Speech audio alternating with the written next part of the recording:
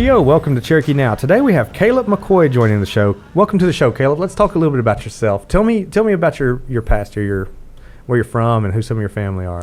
So my name is the amazing Kallup McCoy II, and I'm from the Birdtown community. I'm a person in long-term recovery from substance use, and what that means to me is I have a loving relationship with God and Jesus Christ, and I'm just in a position now where I don't have to use any mind-altering substances to cope with life. And I'm just a messenger of hope. Good. That's what I like to say, messenger of hope. I've seen you around quite a bit, and you've been just such a friendly face, and you've had some words of encouragement for everybody. So I really appreciate you coming in the other day and doing that. Absolutely. So tell me about a little bit about your story here. You just recently completed a run across America here, Rez HOPE Trail of Tears run. Tell me about that. What kind of got that influenced?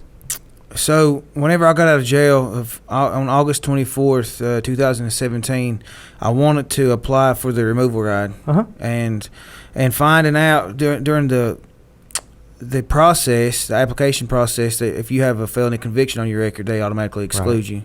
Unfortunately, those rules were written back, when I first started. So, just one of the messages I try to send is just because we're told no sometimes, it doesn't mean that we can't get to where we're going. There's just, have to go take another way. And so once I found out that I wouldn't be able to make the ride, I told counsel that I was going to run it, and at that time they kind of looked at me like I lost my mind. And after I'd said it, I thought I'm not going to lie. Yeah, I'm not going to lie, Kallup. I thought when I heard it, I was like, he's lost his mind. Yeah, that's like 1,000 miles.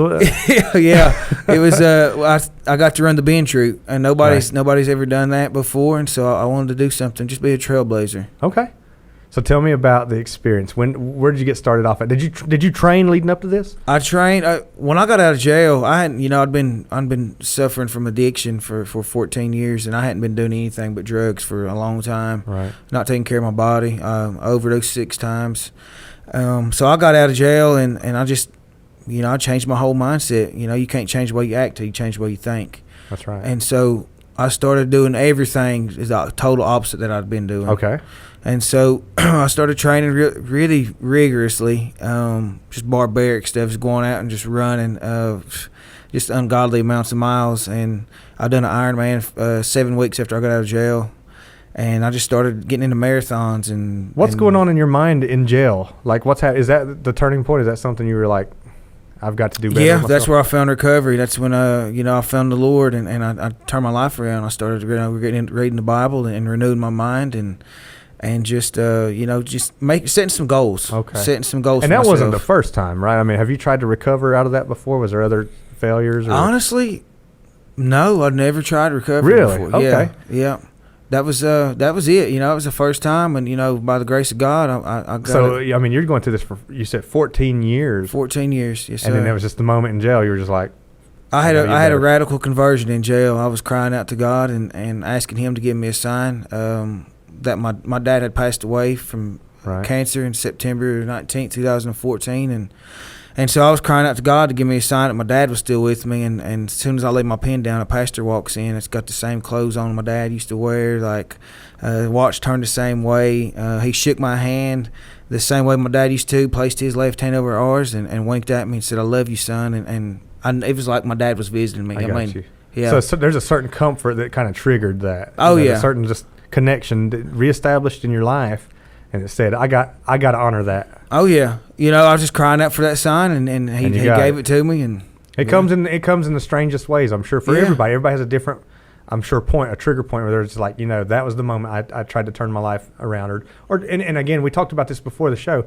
It's not to say we're here or there, Absolutely those that not. suffer with addiction or those, we're no different than each other. We suffer from our own issues, right? But at that moment, there's an opportunity for you to feel comfort and feel like you belong to something or responsible to something. I'm sure that's a commonality we all have when we're changing our lifestyles. Mm-hmm. Like I have to be more responsible to my kids, so I need to do better, or I need to be more responsible to myself or my family or my tribe. And so that's what you found. Yeah. So then you agreed to do this run. You had the failure of not being able to do the ride, which is a small setback. Right. Let's find an alternative. Let's do this. Let's get there. Figure out how to get there. What did you encounter first few weeks into this run? What was going on in your life here? My goodness, a lot of thunderstorms. The first 2 weeks, man. It running was, through rain. Oh yeah, wet shoes. It and was all? yes, pouring the rain. Oh, lightning. I mean, it got pretty bad. And I just used that mentality that I had when I was using drugs, like that insatiable desire to get the drugs. I plug that into doing positive things now. The opposite of addiction. Motivation. I don't like using that word. Okay, tell me about that. Why? I don't like using that word. I think motivation is crap. I think motivation is something that comes and goes too easily. I think that you need to go deeper than that. Okay. Go beyond motivation. You need to find something that drives you and inspires you. There you go. Change it at the core. Right. Don't let it be a surface. Motivation can be which can get people to find the core, but you got to get deeper. Well, I think, I could have been motivated to do this run and everything, but then when that starts raining, that motivation, it goes. I got you. You know what I mean? Like, I like that. Well, that's a good way of looking at it. Right. That's a different way of looking at it. So, I ran into some rain in Alabama. In Alabama, it started getting real hot. I ran from Cherokee down to through Murphy into Cleveland, Tennessee. And then I drove from Cleveland, Tennessee down to Fort Payne. And that's where the binge route actually started. Right, it started over there on that side. Yep. Good. So let's talk about the physical part of it. How many miles were you running early on in the event? In your journey, I guess. I averaged right at 20 miles a day. Okay. I'd planned on doing more, but we had to drive through some areas that was pretty dangerous. So, okay. It was. I was averaging about 20 miles a day. Okay. And what's going on in your mind when you're running? You're reaching the limits of your physical exertion. Well, it's like I said, it was that insatiable desire for the drugs, and so I just turned what was trying to destroy me into something good. Okay. And so, oh my goodness, I forgot what I was going to say. Did you ever reach a point where you thought you might not make it? Where you thought you might stop running? I was in where was I? Right below Murphy on Joe Brown Highway one night, and I hit a wall. I got lost. Okay. And so it's like getting dusky dark, and I'm coming down the road, and I'm in my head, and I start thinking, like, why am I doing this? It's stupid. Like, in Murphy, you're just right out of the gates here. Yeah. So I'm coming back up the road trying to find my way back, and I stop, and I look up, and I start praying. And after I stopped praying, I look back down. If I wouldn't have stopped, Chris, there was a copperhead laying right in front of me, like 3 feet. Really? If I wouldn't have stopped and started praying, I'd at nighttime, so they're coming out to warm up on the road. Yeah. Yeah, I ran into some stuff like that. Well, good. Yeah. Maybe some cultural, traditional ties were there with you, some ancient powers that we often put off to the side or we've forgotten about. And maybe you had some support there that's even older than time. Well, that's another thing is I just thought about what our ancestors went through. Right. They didn't have a choice to turn back, that's I didn't either. They probably stepped on a few copperheads here and there trying to get there. I'm sure they did. Absolutely. Man, so what was it like where did you know you were going to make it? At what point were you like, okay, I'm going to make this run now. I've got it. Shortly after that.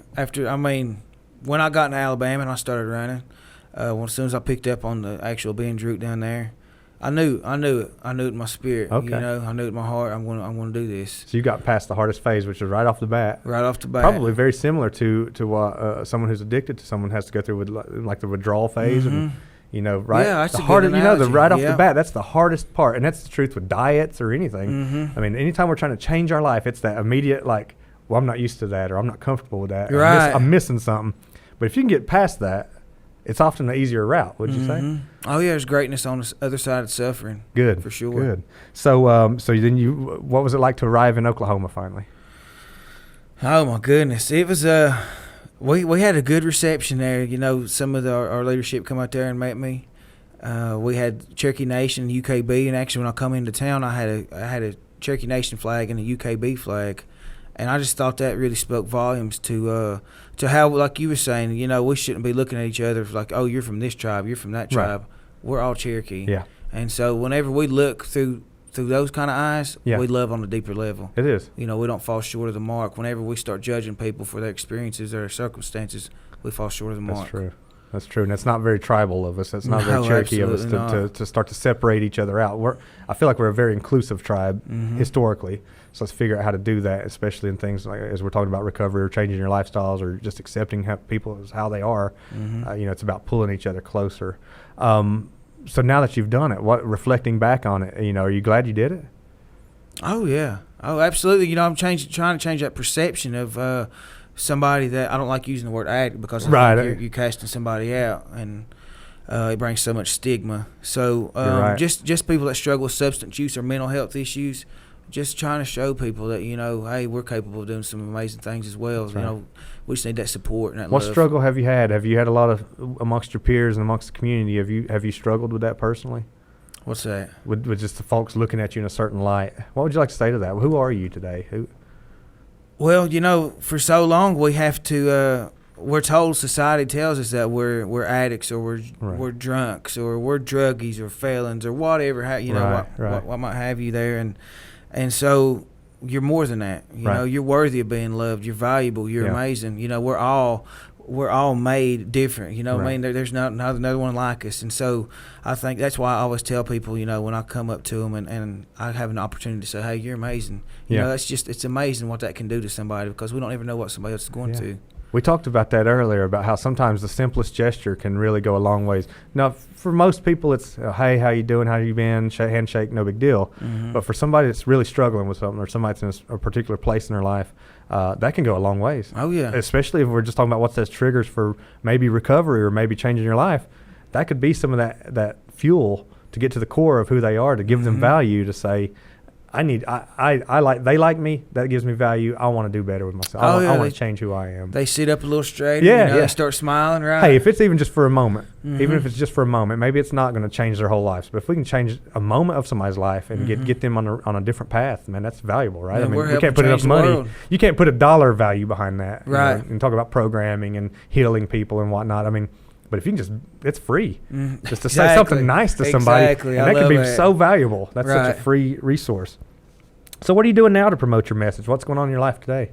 Our organization, Rez HOPE, we're getting involved with service work in the community, getting involved with the high school up here. We've been to Smoky Mountain, we've been to Swain, sharing our message. Getting involved with drug court as far as peer support opportunities goes. NC Raw, we got a podcast in Silva. NC Raw stands for Recovery Always. Mm-hmm. Anything that that somebody's doing to better their life, we're in support of that. Right. And so we just, I'll get involved as much as I can because it's needed. It's needed. We don't have enough resources, enough support. And so that's how we make an impact is locking arms and banding together. And how can someone out there that's interested in communicating with you or your organizations, how can they find you? On Facebook. Okay. Me or Caitlin. Okay. Yeah, and we also have a public page, Rez HOPE. Rez HOPE? Yeah, REZ and then all caps HOPE. Okay. Good. What's next for you? As far as physical or like? Tell me what you got in your mind. What's happening next? Because you've created a plan for yourself, I'm sure, and somewhere you want to be. What is that? Working with the youth. I think that's a good place to start. Working with because they're our future. But so many times, we say that, but we don't hear their voice. It's cliche, yeah. They have a voice right now. It's important to talk to them. So that's what I'm trying to do is help them find their voice. Good. As far I'm gonna be working up at the high school doing some volunteer work. Okay. Hopefully that's going to move into a paid position here soon. Okay. I'm just going to keep plugging away, staying involved with my church, and obviously I got to do another physical endeavor, which I'm going to try to do next year. I'm going to try to do 7 marathons, 7 days on 7 continents. Hold the presses. 7 marathons in 7 days? On 7 continents. On 7 continents. Yep.